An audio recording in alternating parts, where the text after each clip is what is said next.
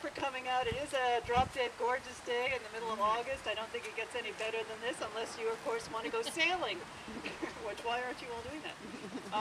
So yes, I am Megan Panett. I am president of the Belfast Historical Society. I encourage all of you, since you seem to have a general interest in the Civil War, we have a wonderful Civil War exhibit right now at the museum. We're open Tuesday through Saturday, 11 till 4. And of course, those of you who don't know, we do have the 1864 Belfast quilt on display that was sewed during the Civil War. And we have a couple of very nice brochures. Seated at our table is our intern, Ali Nya. If any of your membership contributed to helping out our intern program, Ali was here with us last year and returning this year. And she's actually responsible for the design and the layout of the two brochures. And she's going off to the University of Maine in the fall, so we won't see her again.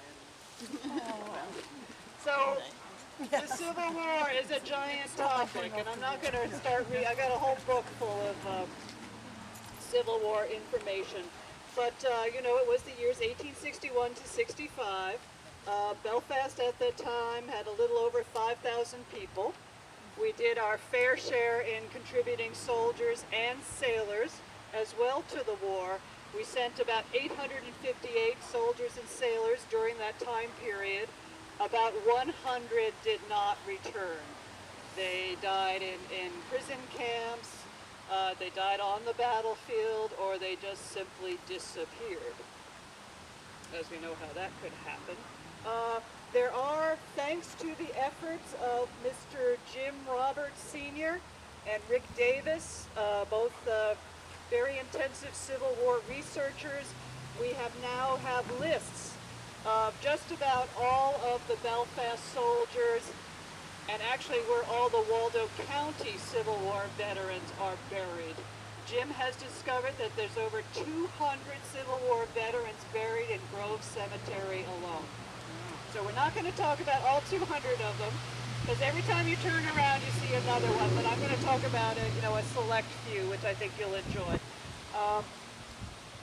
So great thanks to Jim Roberts, never-ending, tireless man working on the Civil War. Great patriotism in Belfast. You know, the minute they heard the need, they responded. They have the Belfast City Greys was the local militia that had already been in training. They were already armed. They already had uniforms.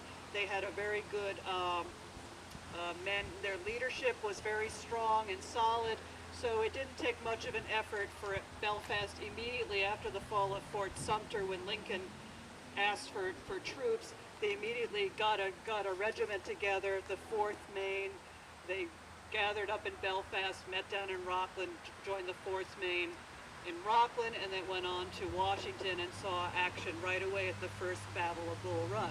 So men from Belfast were involved from the get-go, and right all the way up to Appomattox Courthouse they were involved. I am going to get going. Because Belfast was the county seat, we had 9 recruitment centers in Belfast. And it was not just for Waldo County, it was also for some of the easterly counties. So there were men coming from all over the area, coming into Belfast to sign up, to go check in with the medical officers, and then finally get training, get sent up to Augusta, and then shipped out with various regiments. Most of the regiments that the men from Belfast went into would be the 4th, the 19th, the 26th, some went into the 20th, and also the 8th Maine. And I got the 26th. So it was rather interesting where they all ended up. So I am going to start over here, the Wilson brothers.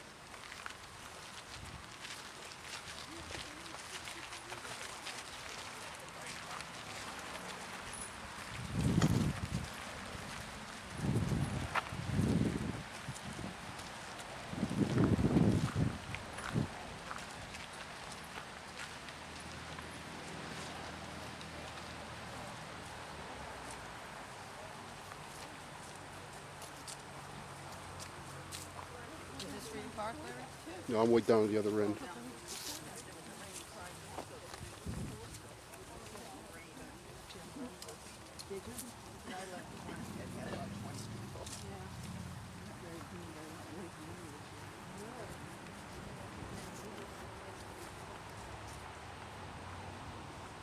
This is the Wilson brothers. This is well, first we start out with the grave of Honorable John Wilson, who was a prominent Belfast lawyer, actually served in Congress with Daniel Webster.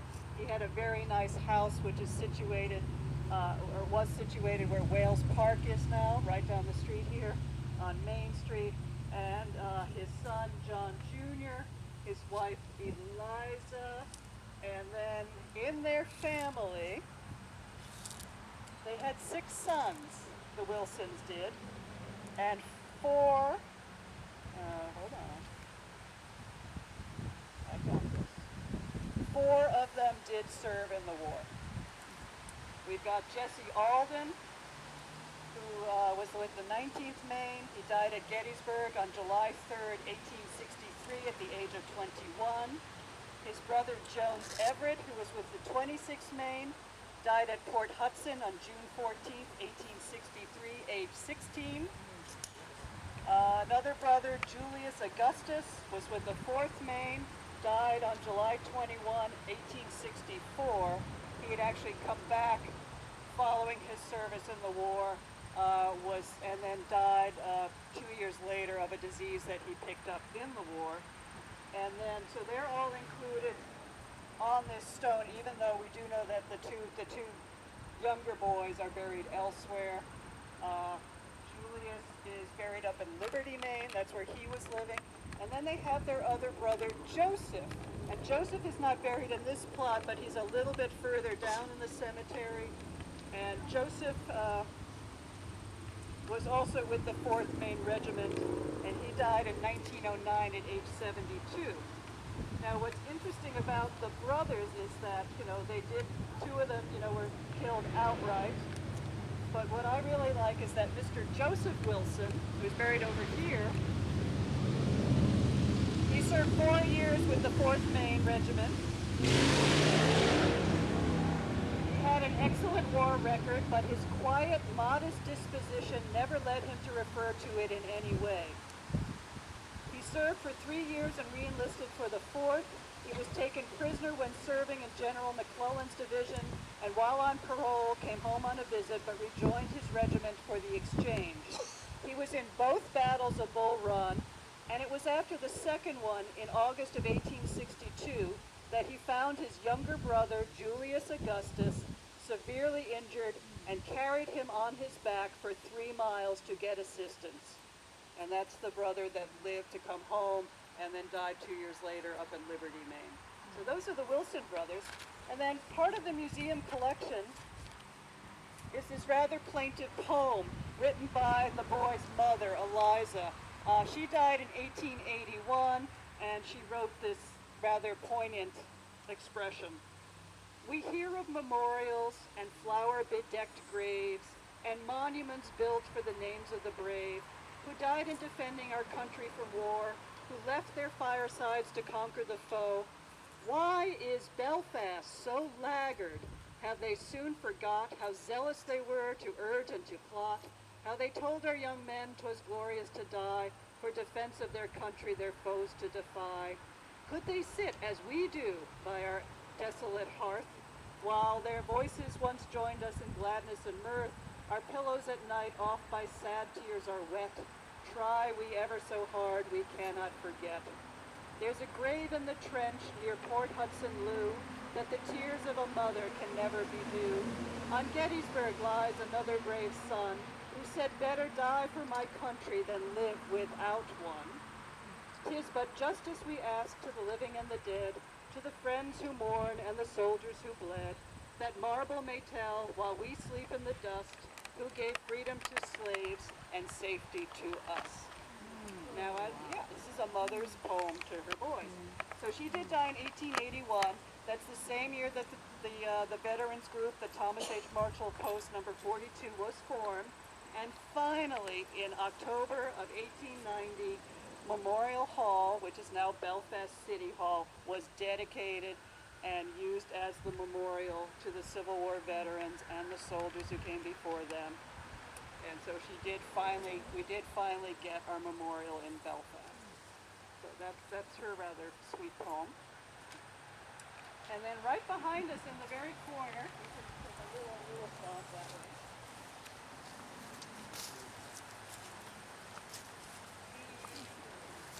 The Legion and the VFW pulled together kind of what we and then maybe we take it all up to Harvard.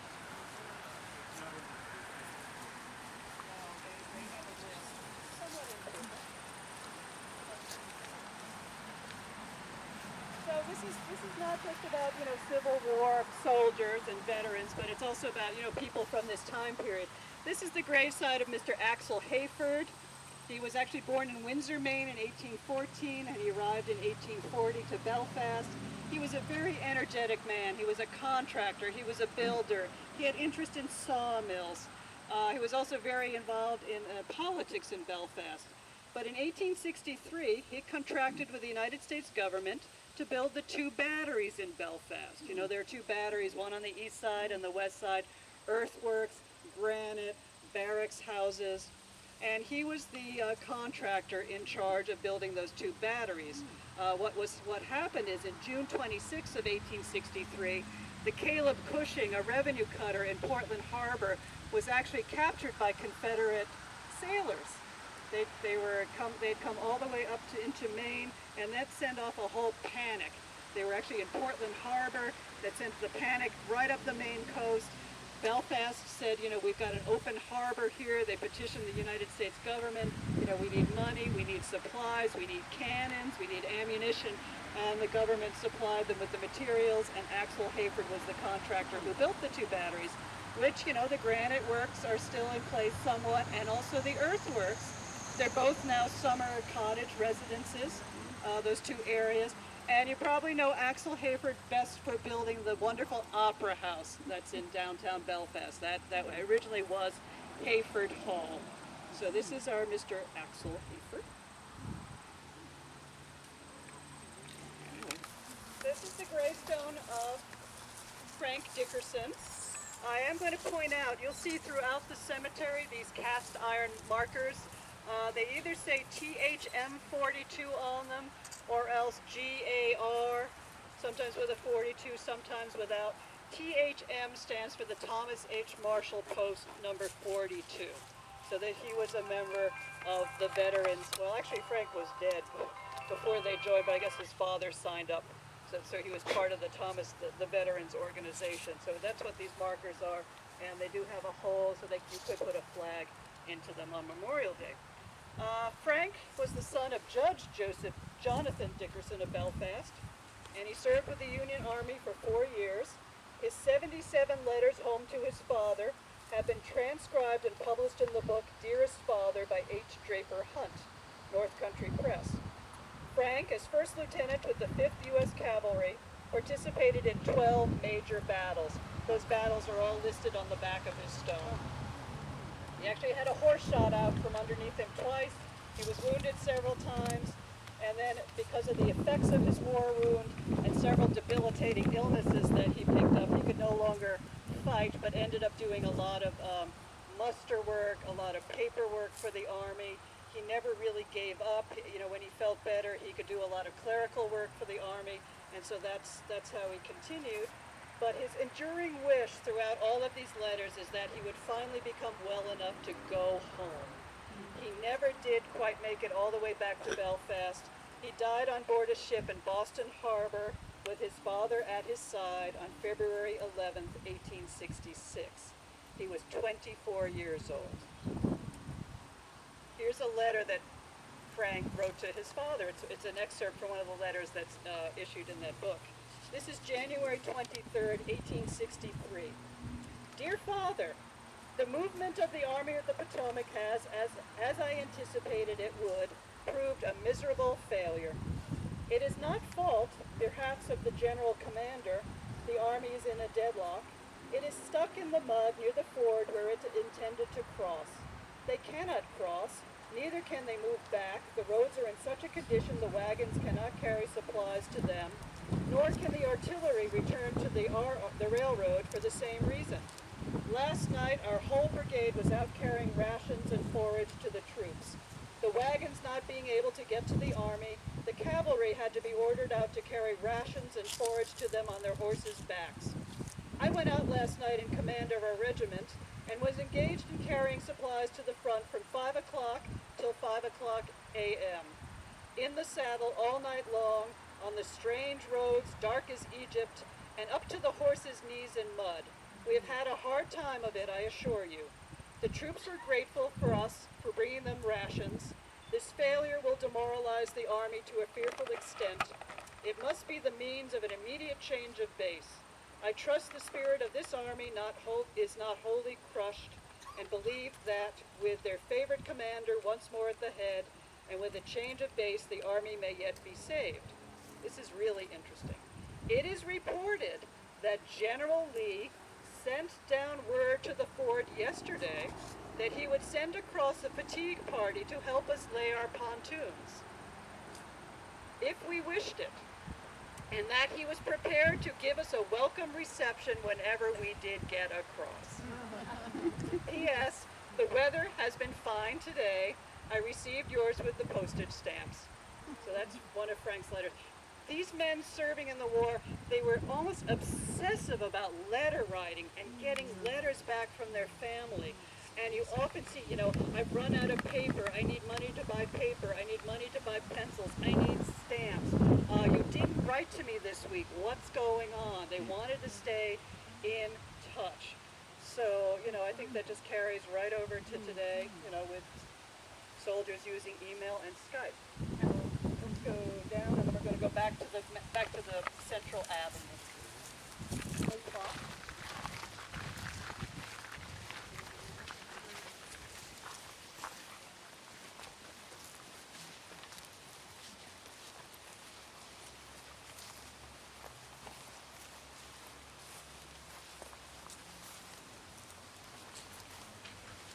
I'm all out of whack, but that's okay. We'll get them in the mall.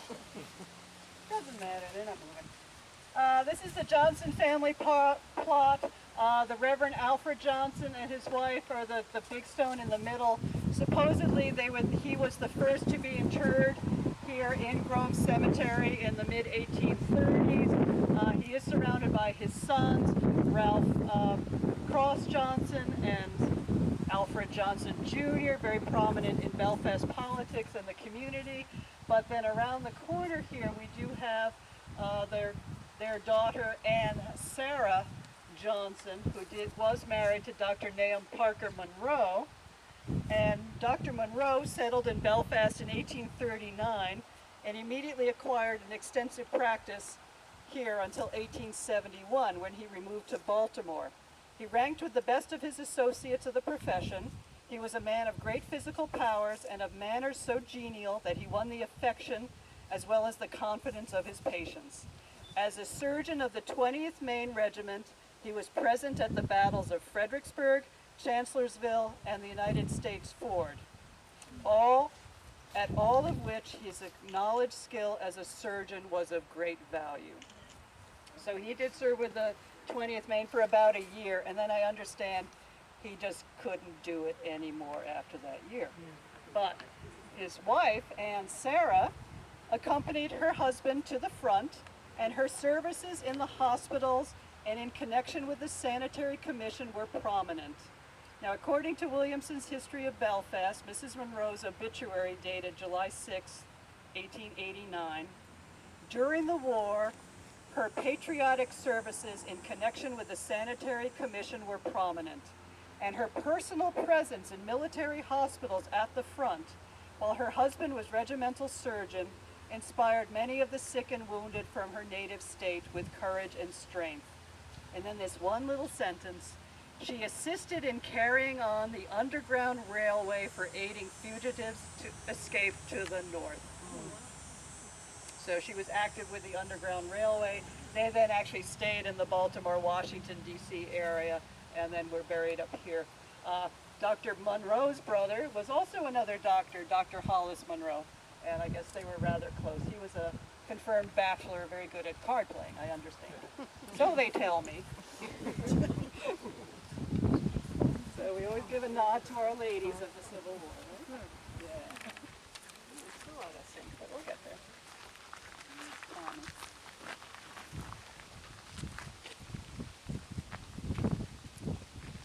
This is the site of George Washington Burgess. He also had a brother, Thomas Jefferson Burgess. Very patriotic family then, Burgesses. They're all in the printing family. So he is a member of the GAR. So George, he also had a brother, William Burgess, and it's William Burgess's 12 letters that we have in the museum collection that we have on display at the museum. His rather plaintive letters of first serving in the war and then finally the letter home to his family. Today I was wounded in the breast by a Confederate sharpshooter. I'm in great pain. I don't think I'm going to make it.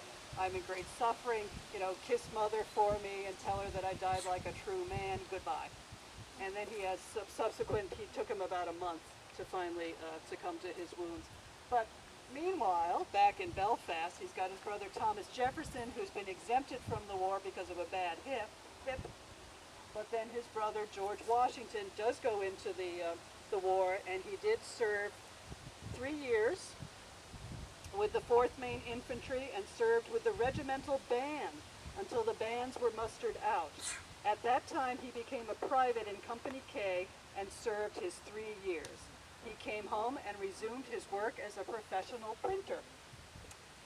Burgess was the inventor of the proof press, patented in 1876, and the museum has one of those proof presses that he did invent and that was made right here in Belfast at the local foundry company. This is George's letter home to his brother Jeff, Thursday, May 1, 1862. Your letter was received last night, and I am much obliged to you. Today is the first day of May, but it seems more like the first day of July, as it is ungodly hot and somewhat stifled here in the woods. How many May parties leave Belfast today? Not many, I should judge. I could have picked Mayflowers last February. It is no use for me to try and tell you anything about our progress here near Yorktown, for you are better posted up than I am, as the papers give an account of the skirmishes before they transpire, or as soon, and the illustrating papers show you a plan of all the fortifications around the besieged place. Last night I was woke up by hearing very heavy firing, and it continued for nearly an hour, cannon and musketry, and I thought we were here to have some fun. I could hear the different regiments or the company of officers ordering their men to fall in line, but I concluded to keep in my rest until I heard the orders for our regiment to fall in. But as I did not hear any order, I did not get up. Every night I lie down to sleep. I hear the rebels beating tattoo accompanied by the bass drums. All can hear them very plain. If there is any truth to the rumor after the evacuation of Yorktown, I will let you know before I seal this letter up. I am sitting on my bed and writing on a table I made for the occasion. It is nothing more or less than a piece of board, a foot square, nailed to a small stake with one end sharpened so that it will stick in the ground, and I can move it around in any position. My candle is nothing but a small stick with a hole in the end to receive the candle, and the other end is sharpened, and I find it quite handy. George. So it's all, I think it's nice when we hear their words about what's going on. And it is true. Oftentimes, you know, they were getting daily dispatches by telegram back in Belfast giving the news, or of course the Republican Journal or the Belfast Age were also reporting all Civil War news. In fact, by the middle of the war, towards the end of the war, the entire paper is nothing but Civil War news pretty much at that point. So now we're going to go find Mr. Thomas H. Marshall. The mail. They were going by train. They had mail every day. And the Army too, you know, they were, you know, everything was little missives on paper, and they were sending stuff back and forth, and, you know, and that's, yeah. They would be annoyed if they didn't get a letter. and they would fill up a whole page. You know, they'd write the page, the back page, and then they'd go around the borders. And they'd even be commenting back to their families, you know, it's spring, you know, didn't we have a couple of lambs that you want to sell, or the back door needs fixing, or, you know, I hear you want to buy that extra 20 acres from the guy next door, yeah, go ahead, it's a good deal. Things. So they always wanted to stay in touch, and so that's how they did it. So Thomas H. Marshall, the man for whom the Thomas H. Marshall Post 42, the Grand Army of the Republic Veterans Organization, is buried here with his family. And as up until like last year, there was a very pretty iron fence, enclosing this area. But as we know, winters in Maine, things kind of heave. At one point, this branch or another branch had come down and clear knocked this urn right off it. So it's amazing that some of these things, you know, do remain intact. But he was a businessman and gentleman of wealth, refinement, and literary culture. He served as the captain of the Belfast City Greys prior to the war, and enlisted at the outbreak of the war, bringing his men to join the 4th Maine Regiment in Rockland, and he was very quickly elected major. He soon rose through the ranks and became a colonel of the 7th Maine, and he distinguished himself at the First Battle of Bull Run, but fell victim to typhoid fever and died in Baltimore during the fall of 1861. So about two and a half months later, he died in Baltimore. Marshall was 35 years old and left a widow and 2 young children. When his funeral was held, bells tolled, 3 ministers officiated at the service in First Church, and all the places of business were closed for the day. It is in his honor that the Thomas H. Marshall Post Veterans Organization was named. And we're very lucky. We have a 1-page partial letter from Thomas H. Marshall back to Belfast. We're not too sure who he was writing to, but he says, following the First Battle of Bull Run, which was July 21, 1861. It will be Bull Run reversed, but over a larger scale. But the battle there will never come off, in my opinion, and the stupendous fortifications which now environ in Washington will stand as repercussions of our shame or glory, or both, as a reaction and remind future generations of the cost of suppressing rebellion and the fate of traitors. The Philadelphia trains pass inside of our camp about 3/4 of a mile off, and daily and nightly the long trains carrying regiments pass along, the cheers of the ordered soldiers coming to us from a distance. It is said that over 18,000 troops have gone through in the past week. I was in Washington on business a few days since. It is quiet there, and no one would suppose that 200,000 armed men are in and about the city, including the loyal and rebel armies. The Baltimoreans have shown our regiments much attention. The ladies presented a splendid flag and made the occasion one of display. A procession of little girls dressed in red, white, and blue, and boys in zouave dress were part of the program, and very interesting considering the occasion and the locality. But I must close. It is a cold and blustery night, which has followed a warm day. I am writing by the light of a lantern, so excuse all inaccuracies. Remember me to our mutual friends, and repeat the process of writing to me, your friend, Thomas H. Marshall. We come back, and yes, they literally closed down the town. His father was also a big-time merchant in Belfast. He built the building that Trustworthy Hardware Store is now in. And of course, Marshall Wharf, right on the waterfront, that's all part of his family. His house used to stand right across from the museum of what is now Duval's gas station. That's where the Marshall house was. And we're lucky we do have some photographs that show it in the 1920s before it was taken down to build a gas station.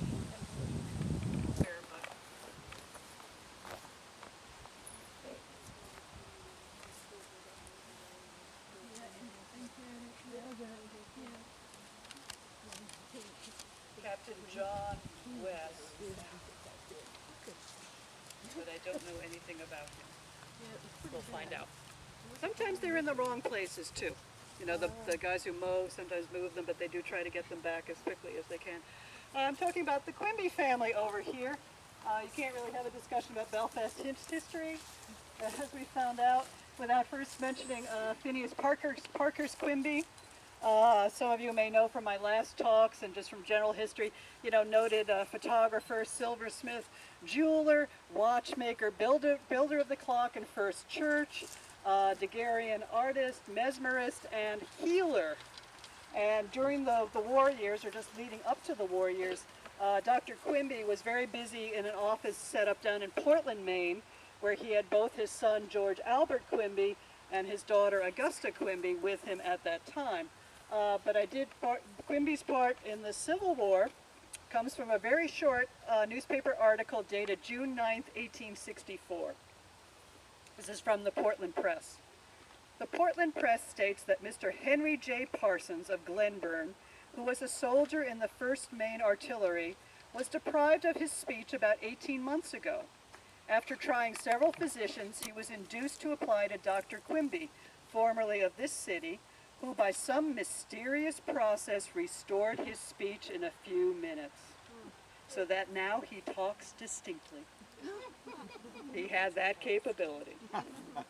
And then his son George, the youngest of Quimby's 4 children, was a great wit, raconteur, also Field and Quimby. He is the Quimby from Field and Quimby. He also was a syndicated writer, wrote very funny, humorous columns for not only the Republican Journal, but other Maine and out-of-state publications, was a member of the Maine Press Association. But he wrote a very funny piece. I think he was still down in Portland at the time, following the surrender of General Lee. Bully for Grant. Petersburg evacuated, Richmond captured, Early defeated, and General Lee surrendered. All this big dish cooked up in 1 week. Everybody excited and a little mixed. Even our friend the press, who generally keeps his head level, got a little off his equilibrium to judge by the heading of the first extra issued after the big news had been received. Here it is. Lee surrendered. Glorious news. Surrender. Surrender. Now, if these last 2 words had not been drinking, their looks belied them amazingly. If they were not drunk, they were surely set up by something with a stick in it. All kinds of rumors were afloat last night. One man affirmed that gold was below par, while another wild individual circulated the story that the 4th of July had resigned in favor of the 9th of April. Grant has made Lee surrender, but that is not all. In getting him and his army, he has by some piece of strategy captured every copperhead in Portland. There is not one here. All are loyal to the Corps on and after April 9th. General Lee sometime since made the statement that he was soon to do something that would astonish the world. Well, he has done it now, and no mistake, and we cannot help thinking that he was as much astonished as the rest of mankind. Jeff is at present on the wing. We seem to see him sitting in his buggy with $300,000 tied up in a handkerchief and placed securely under the seat. So that was Mr. George Quimby's. We actually have 2 of them, but I'm not going to read. And then at the end of, he did sign this one, Joe, J-O, Vial, V-I-A-L. So jovial. And then the editor made a little comment at the very end. Context was issued during the small hours of the night, and we will vouch for no one's sobriety at that hour, and with such news flashing from the wires. So even his editor got him off the hook. Okay, well, we're going to take a nice little walk back down Central Avenue.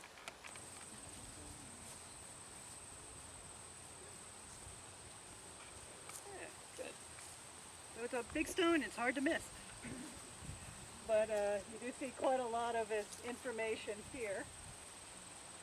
Unfortunately, nothing about his war service, so it's rather interesting. On some gravestones you do see, what company the men were with, and then others, absolutely nothing. But this is General Henry W. Cunningham. It is listed that when he enlisted in the Army at age 48, he was a surveyor.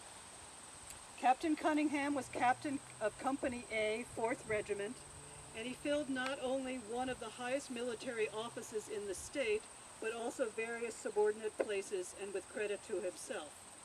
He was a leading officer with the Belfast Artillery.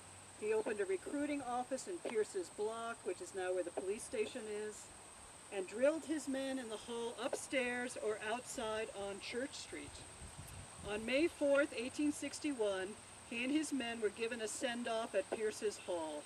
Cunningham was presented with a pair of revolvers, and they all left Belfast on May 20th aboard the steamer Daniel Webster, bound for Rockland, where they joined the 4th Maine. And as I mentioned earlier, they saw action at First Bull Run, so right off the bat. He also served as Major and Lieutenant Colonel, 19th Maine Infantry, resigned on June 11th, 1864. General Cunningham died October 7th, 1871. Oh good, it does jive. Age 65. At the end of the war, he purchased a farm in Virginia, and where he resided until his death. So, as we can assume, one of those boys who said, as they're marching through the South, hey, we can get 2 crops, and look at that, there's not a rock to be found. So, I don't, that's all I can surmise about going down to Virginia after the war. Actually right after the war, and setting up a farm. Do you have any data where sons Henry and Edward in the Union troops, they would have been of an appropriate age? They would have. I don't have that with me right now, but we have lots of lists at the museum and Williamson's history. Yes, the Cunningham family is always well represented, as the Nickerson family, also of Swanville, are very well represented in the war years. So we're going to go across.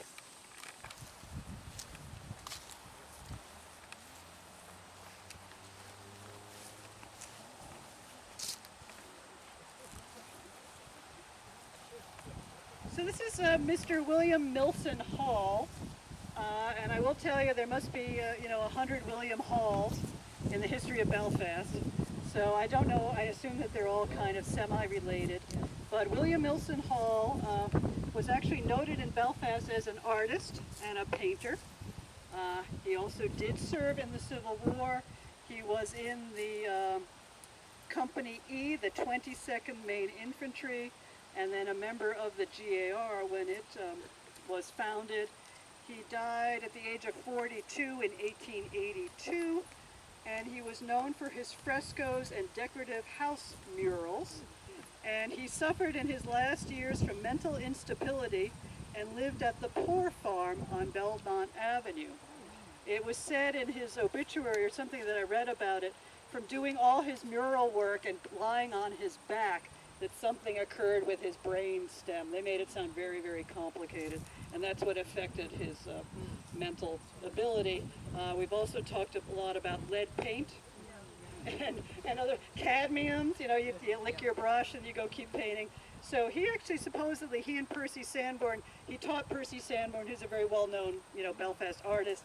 He taught Percy the art of, frescoing and painting murals. Milson and Sanborn supposedly painted the ceilings at the post office. I read about that. And there's also a wonderful, if anybody, I don't have a photograph with me, but if any of you have been up in the 2nd floor office of Lee Woodward's office, on the back wall, full wall, is this beautiful fresco of the Grand Army of the Republic, the emblemage, the medal, giant on the wall, and it is said that Percy Sanborn, painted that, because Sanborn did take over Hall's studio, which was actually up in that space after Hall had died, and it was up in that space that the Grand Army of the Republic Veterans Post used to meet. They got burned out of their first place on High Street in Phoenix Row there next to the Colonial Movie Theater. They moved downtown, and then finally they built the Memorial Hall, and everybody moved into Memorial Hall, but they left the mural behind. So it's kind of nice. That's a little bit of hidden Belfast history there. Has Mr. Woodward ever been approached about allowing visits up there? Yeah. Yeah, Just and on an individual basis, or has it been if you opened on ask nicely, no, we've never opened it on a big thing because it is still a working office.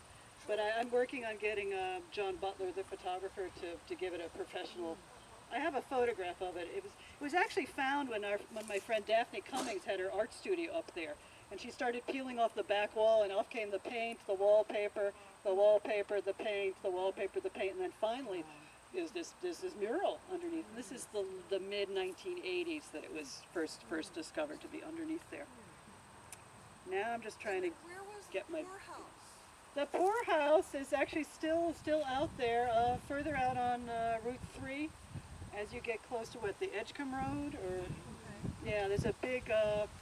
It's a multi-family. You always see lots of electrical meters on the side of it. That's the poor farm, and it was for the indigent. It wasn't just the poor family. It was actually run by the Hayford family, Axel Hayford's brother or cousin or nephew or something.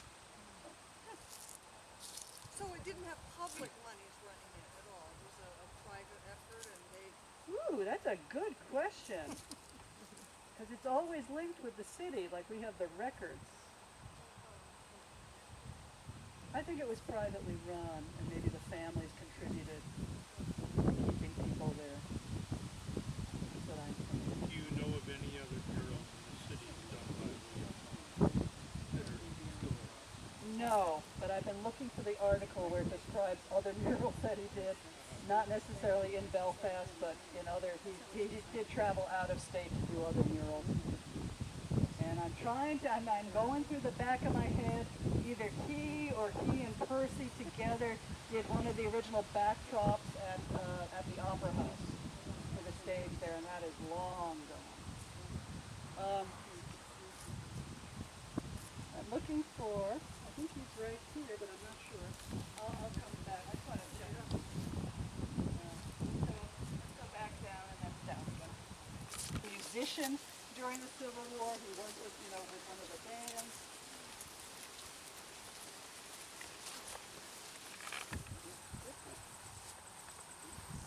We have a brochure all about it that tells the story. Better. So this is Horatio H. Carter. If you know your Belfast history, one of the major shipbuilding concerns. They built over 100 vessels.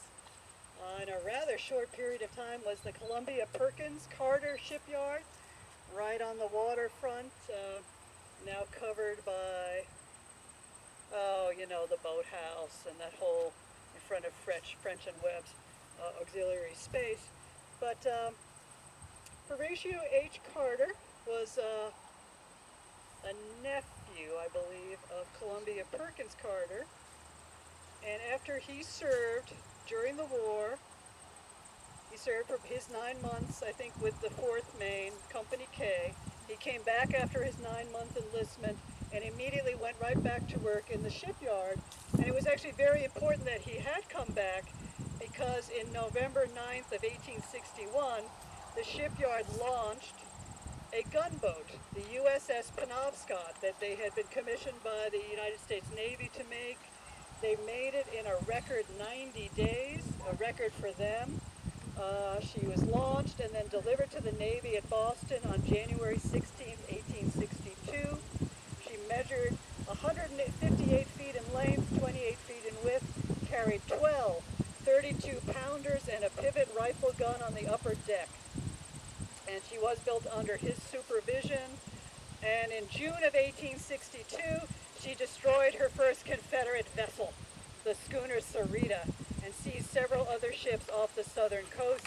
And for the next 3 years, she was very effective in enforcing the blockade against southern ports. And after the war, she returned to the East Coast and was decommissioned in New York. And I understand that the last place that she was ever seen was in somewhere on the coast of New Hampshire. And then they don't know what happened to that. So very important, in addition to the building of the 2 batteries in Belfast, building a gunboat for the Civil War service was a great sense of pride for the Belfast community as well. Now we're going to swing around the next point.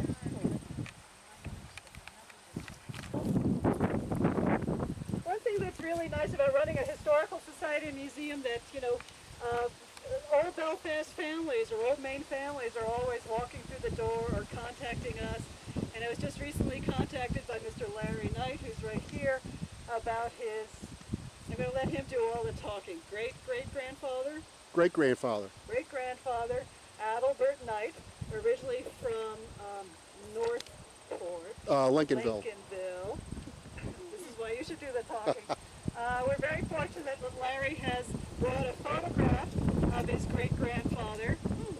He's also placed a flag here in his honor. The wind. If I let go of it, it's going to... Would somebody just keep a hold on it? Meg, you want to? Yeah, sure. Where do you want me? Just stand here. Give 2 hands. Did you get a picture? So this is what I know. The skinny. Born in 1841 in Lincolnville, Maine, he was a private and color guard in the 11th Regiment of the U.S. Infantry during the war. After participating in such well-known battles as Second Bull Run, Antietam, and Gettysburg, he was captured in Virginia and shortly after imprisoned in the infamous Confederate Andersonville prison in Georgia. 3.5 months later, he was transported to other Confederate prison camps in Savannah and Millen, Georgia, and Florence, South Carolina, before being paroled and discharged. He later became a member of the Grand Army of the Republic. He was a skilled craftsman and raised a family on High Street in Belfast, Maine. He passed away in November of 1913, and what's really fortunate about his family is that they do have 2 of his diaries that he wrote during the war period, and they also have a star from the flag that he carried, during the war years. So that's a really treasured memento of the family. So we're very honored to at least acknowledge Adalbert Knight, and you can see, I'm always shocked. They are so young looking. We think of the grizzled old veterans, but there was a time when they went to war and they were young. So, do we know how old was he when he went? Do you remember? 22, I believe. 22. Okay. And ironically now, both his great-granddaughters own the East Barracks and East Side Battery. That's right. The family still has cottages at the East Side Battery. Tucked down there along And the Carol's here somewhere. Where'd you go? Oh, here. Yeah. Hi. Okay. That's great. I bet. Yep. And the diaries have been transcribed, and they will be made available at some point for perusal. So now we're going to take the long walk down to the center aisle. The gravesite of Augusta Quimby Frederick, and it was really through the oldest child, only daughter of Phineas Parkhurst Quimby, and she outlived them all. She lived to be age 95 and died in 1928. Married a little bit late in life, did not have children of her own, but raised a stepson. Her husband had been in the maritime hardware business. But in 1917, she gave a talk, and she wrote down her recollections of the Civil War, and it is through her recollections that I first became aware about a quilt that had been sewed in Belfast. So I'll read you a few of her words.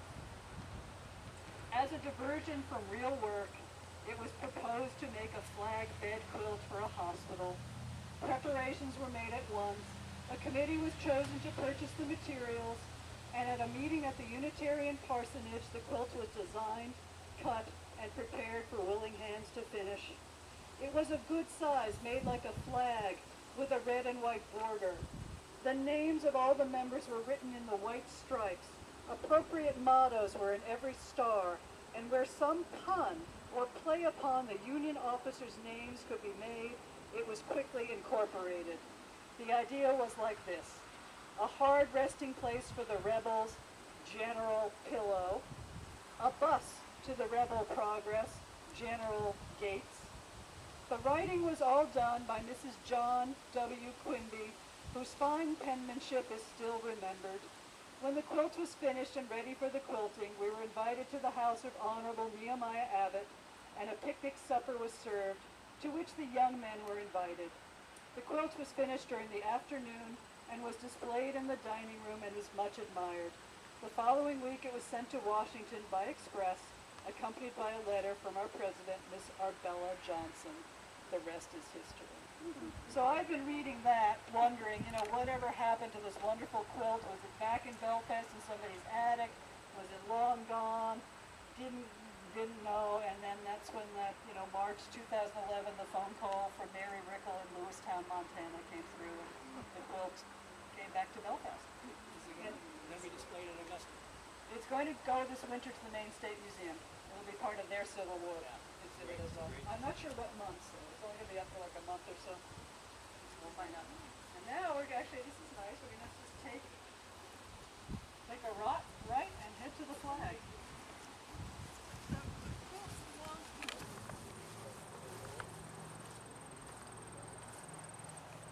So we are right down here in the Grand Army of the Republican. The Civil War Veterans Memorial Plot is behind us with the flag.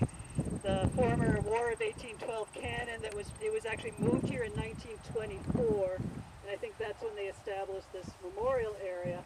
And there are 3 former Civil War veterans. I don't know if they're buried there or just their stones are there, but right in close proximity is Mr. James A. Dunton, who is the last Civil War veteran in Waldo County. He was born on February 12, 1846 in Lincolnville, and enlisted at the age of 15 as a private with the 26th Maine. He served with Company G all through the Red River Campaign and at the fight of Irish Bend and at the siege and battle of Port Hudson. He was mustered out in 1863, but re-enlisted 3 months later with the 2nd Maine Cavalry. He was taken prisoner in the fall of 1864 and remained a prisoner until April 1865. He died at age 93, New Year's Day, 1940, at the Soldiers' Home in Togus in Augusta. And That's interesting. His stone says 48. Your narration says 46. But if you were 93, your written word would be more accurate. okay, We had an earlier where the stone was 2 years differing from what you read. it was. Well, that's why I'm curious about that. Because it got changed. Well, I will have to go double check and make sure, but I think we're with what. But what's really interesting about this stone, up until spring of this year, there was no death date. Oh, it's so You clean. can see it's so clean. I did talk to Steve Bogan. I said, please, could you? So at the time, the Smith's Memorial of Searsport came in and put some memorial writings on the Pratt tomb. They said they would come back as a favor to Steve Bogan and the City of People, the City of Belfast. They would put in the 1940s. So it's not white paint. That's just the color of the Well, stone. they did. What they Smith's Memorial does, they cut it and then, no, I guess it is fresh. Yeah. Down there they did paint the lettering with black. So this Now, is just a fresh. Do you this know is if fresh his cut. son had been killed in the First World War? I don't. I didn't go any further Yeah, than, okay. than this. That'd be interesting. Yeah, But obviously, that's true. It's who I could have. he did outlive his son. 20 plus years. So I thought that was real. That's a really nice way to almost end our talk. There's one more that we'd like to visit.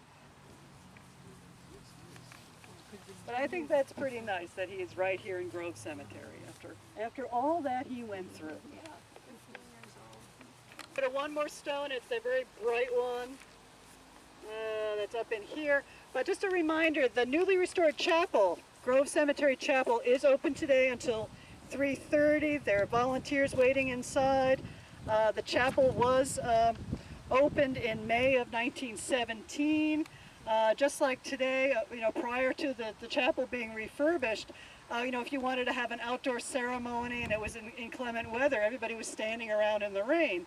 So in 1917, the city of Belfast raised the funds. They put together an organizing committee and they built a lovely little chapel. That was actually James Dunton, the last Civil War veteran, had his service in the chapel, and he's listed in the chapel registry book, last Civil War veteran of Waldo County. So please go take a look. It's been really lovingly restored, and I don't know if they have any refreshments or not, but that is what's going on there till 3:30. And we'll take one more stop. I had never noticed these plaques until yesterday, and it's the WSRC 1868 Corps 23. Could you translate for me the Women's Service? Women's Reserve Corps auxiliary to the GAR, which is still in existence from what I saw online this morning. Okay. And there's also what they call the Sons of the GAR, Yep. which I believe was started in 1881, Yep. which is now still in existence. Yeah, there's sons of Union veterans and daughters of Union veterans. So but this was a whole new one, the auxiliary. Right. So, okay.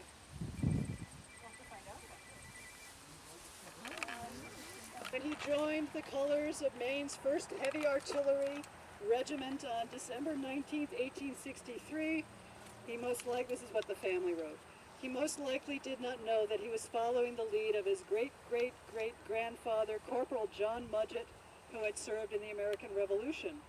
Harvey was 18 and knew that his country was being torn apart by the war that was far away from his family farm in Prospect, Maine. Harvey and his regiment was in the Battle of Harris's Farm in Spotsylvania, Virginia, when a musket ball passed through the left side of his face and out the right cheek, nearly severing his tongue and carrying away 6 teeth and part of his jaw. He survived the wounds described in detail by Dr. Monroe, and who treated him. After months of convalescence, he was discharged in December of 1864 and returned to Maine, where he resided in Belfast. He was a member of the Thomas H. Marshall Post. And amazingly, despite the speech difficulty he suffered, Harvey served as alderman for Ward 5 in 1887 and 1895. He also served as parade marshal on horseback in full uniform. We have the photograph of him on the horse with his daughter, Maud, I believe her name is, on his lap. He died in 1918 and was buried in Grove Cemetery in an unmarked grave next to his widow. That might have been the end of the story, but for his great-granddaughter, Joni Smith, who obtained his military record from the VA and applied for a headstone. The stone is now in place. It was just installed earlier this summer. So this is our brand new, and he finally gets his stone, and I thought it would be nice to honor. Did you say he was 18 when he enlisted? I believe so. In that case, Does it that would drive, have been, you're my math guy, that would have huh? been 1866 Yeah. after the war had ended. So we have a discrepancy We have a somewhere. discrepancy. Hold on. Said the same thing. Well, he enlisted in 63. Which would have made him 15. It says, okay, so he was, yeah. But we know this happens a lot. Yes, yes, Yeah, that's more likely that he was 15. that would make sense. Yeah. Yes, you could go into if you were under the age of 18 if you had a note from your mother. I'm also told that one of the techniques recruiters used was to put a piece of paper. The Yeah. lad would stand there, solemnly swear he was over 18, Uh, and then when he stood back, there were the numbers 1, 8. Yeah. Yep. And whether that's truth or myth, I don't know. I think it's all true sometimes. I have a question about the stone. Now, did the Department of Veterans Affairs have it Yes. carved and send it Yep. here? Yep. You can do that. You can apply for them, and I believe it's no cost. Ah. Yeah. And so, if I wanted a stone made for my father, I can have it. My step grandfather is having one. My mother's having her stepfather's made free of And charge. they're free of charge. Yes, yeah. they are. My father got one from the Navy And a few years ago. they would just ship it to me. I don't know exactly what the process is. They probably ship it right to the cemetery to have it installed. Yeah, I don't think you're supposed to privately own any stones. Yeah. No. So yeah. What was the other one? If you could be 12 if you wanted to be in the band, and you would also need a note from your mother to do that. I like the idea of notes from your mother doing this. Yeah. So I thank you. This is the end of my trip. I'm going to walk back up. Thank you for all coming out. Thank you. And please go check out the chapel. It's really